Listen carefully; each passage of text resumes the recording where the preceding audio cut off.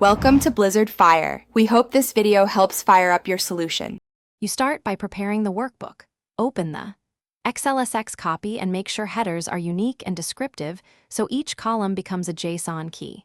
Once done, remove empty rows and standardize dates and numbers to avoid parsing errors later. Make sure text fields don't contain stray commas or line breaks that could corrupt CSV-like exports. This early cleanup reduces surprises. It saves time when you map columns to keys during conversion. You can either export a clean sheet to CSV or use Power Query for complex transformations.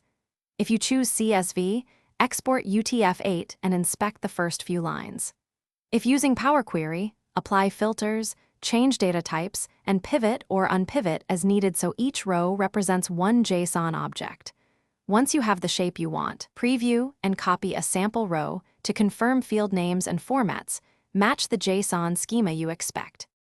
You now run the conversion. With Python, read Excel into pandas, use df.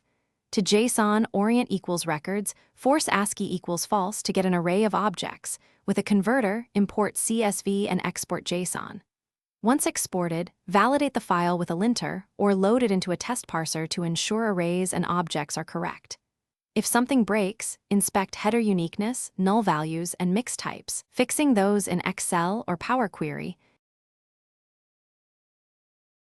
Thanks for watching. If you found this helpful, don't forget to like and subscribe.